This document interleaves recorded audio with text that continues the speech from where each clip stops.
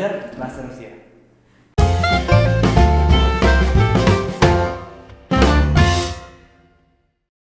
Всем привет, ketemu lagi dengan saya, nama saya Farel Mulia, dan dalam video ini kita akan sama-sama belajar bahasa Rusia. Apa yang akan kita belajar hari ini? Hari ini kita akan belajar tentang Skolka. Skolka berarti berapa.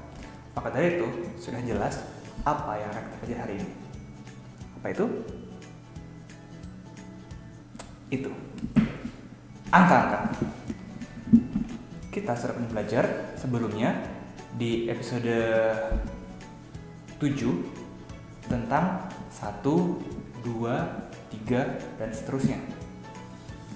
Sekarang di episode kali ini kita akan belajar tentang pasangannya. Apa itu pasangan angka? Kita ambil contoh dalam bahasa Inggris. 1 book, 2 books, 3 books, 4 books. Jadi itu sampai sejuta, setelah juta, miliar akan selalu books. Jadi hanya ada 2 pasangannya, book atau books. Sementara itu dalam bahasa Rusia tentu saja tidak demikian. Di bahasa Rusia jangan berharap apa-apa. Dalam bahasa Rusia pasangan angka akan berubah-ubah sesuai dengan akhir dari angka yang ditunjukkan. Untuk lebih gampangnya, kita lihat tabel ini. Kita mulai dari tentu saja 1. Ajin. Kita sudah belajar kalau ada perbedaan untuk on, ano, dan ana. Ajin учебник, одно задание, одна ручка. Dan untuk 2, bukan 2 учебники, tapi 2 учебника. Bukan 2 задания, tapi betul 2 задания. Dan 2 ручки.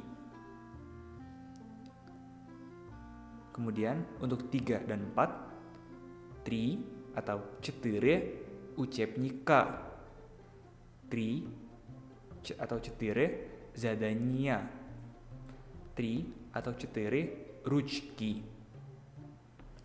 Untuk 5 sampai dengan 20, 5 учебников, 5 заданий, 5 ручек.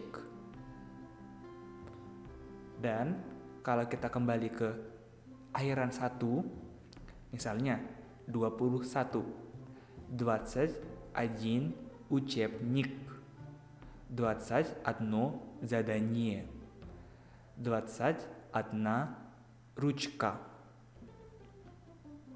Dan 22, 22 учебника, 22 задания, dan 22 ручки. Untuk 25, 25 учебников, 25 заданий, dan 25 ручек. Jadi bisa kita lihat bahwa di sini ada 3 variasi. Untuk angka yang berakhiran dengan 2, 3, dan 4, kecuali 12, 13, dan 14, pasangan mereka adalah bentuk tunggal dari pajas 2-nya. Untuk angka yang berakhiran dengan 5, 6, 7, 8, 9, serta belasan dan puluhan, pasangan mereka adalah bentuk jamak dari pajas 2-nya.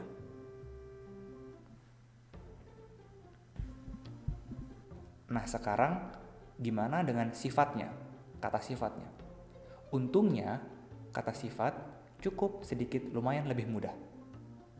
Apabila hanya 1, maka seperti di angkanya, kita gunakan kata sifat dasarnya di pajas 1-nya. Sementara apabila lebih dari satu, maka selalu digunakan bentuk kata sifat jamak di pajak 2, yakni yang berakhiran atau ih.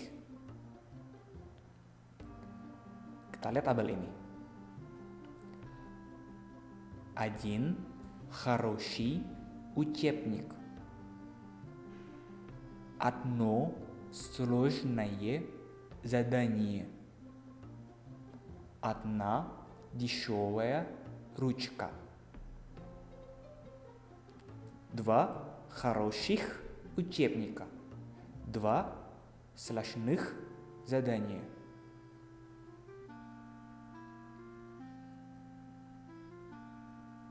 Два сложных задания. Две дешевых ручки. Три хороших учебника. Три сложных задания. Три дешевых ручки. 5 хороших учебников. 5 сложных заданий. 5 дешевых ручек.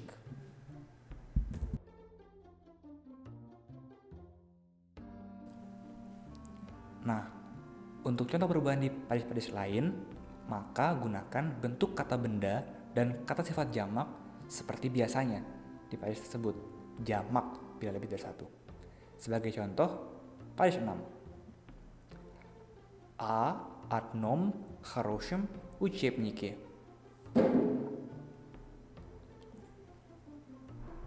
О одном сложном задании. О одной дешевой ручке. Karena ini cuma satu, maka dari itu sama seperti bentuk dasarnya. Untuk lebih dari сatu, о двух хороших учебниках. О двух сложных заданиях. О двух дешевых ручках. О трех хороших учебниках. О трех сложных заданиях. О трех дешевых ручках. О 5 хороших учебниках. О 5 сложных заданиях. О 5 дешевых ручках. Nah, untuk perubahan perpajas dari angka-angka, misalnya kayak tadi dari 5 menjadi 5. Mohon maaf karena tabelnya agak lebih besar dan tidak bisa kami masukkan ke video ini.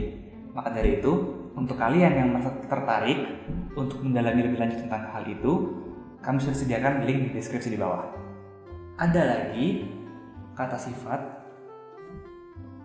adverb yang penting dan sangat berguna.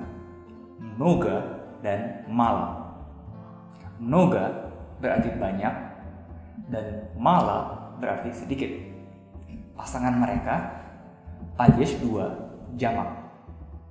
Kita bisa ambil contoh, saya memiliki banyak pulpen. У меня есть много ручек. Bukan много ручки, tapi много ручек. Dan mala juga sama seperti itu. У меня mala денег. Saya memiliki sedikit uang. Nah, perlu diingat,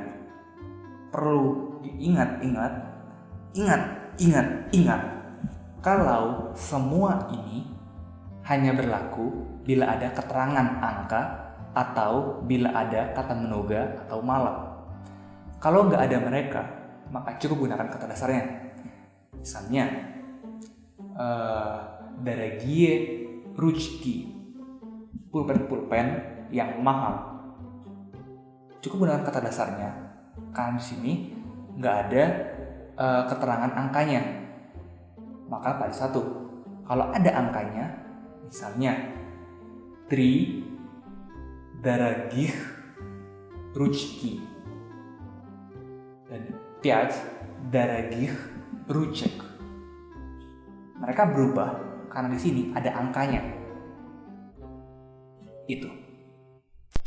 Topik hari ini yang kedua masih berhubungan dengan berapa, yaitu harga. Untuk lebih gampang, kita lihat dialog sederhana ini. Сколько это стоит? Atau сколько стоит page 1? Это стоит page 1. Artinya, berapa harganya? Atau berapa harganya adalah titik. Misalnya, сколько стоит этот карандаш? Это стоит 3500 рупий. А сколько это в рублях? 15 рублей. Berapa harga pensil ini? Harganya adalah 3.500 rupiah. Dan berapakah itu dalam rubel? 15 rubel. Dalam bahasa Rusia, rupiah itu rupiah. Berarti akhiran ia masuk dalam kategori on anano. Hah? Ada.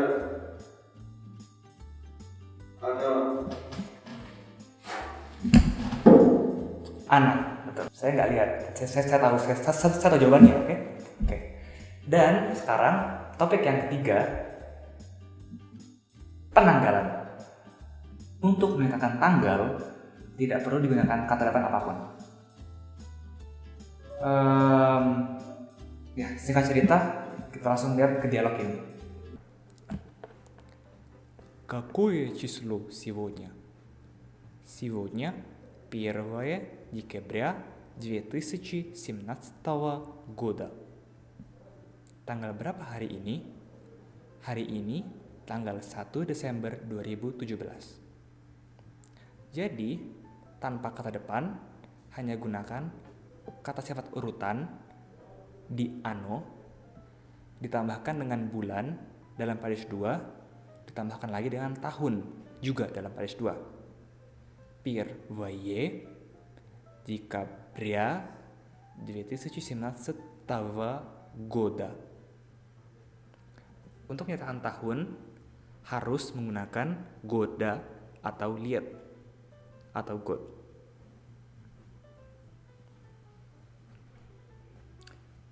Nah, apabila kita ingin menyatakan tanggal selain hari ini, misalnya di masa lampau atau masa depan, maka ubah kata sifat urutannya alias tanggalnya menjadi baris 2. Какого числа вчера 1 декабря 2017 года. Tanggal berapa kemarin? Kemarin tanggal 1 Desember 2017. Nah, sebagai penutup, saya akan berikan pada kalian kosakata baru yang penting.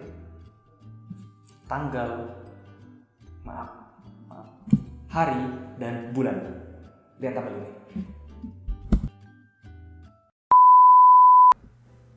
Senin, понедельник. Selasa, вторник. Rabu, среда. Kamis, четверг. Jumat, пятница.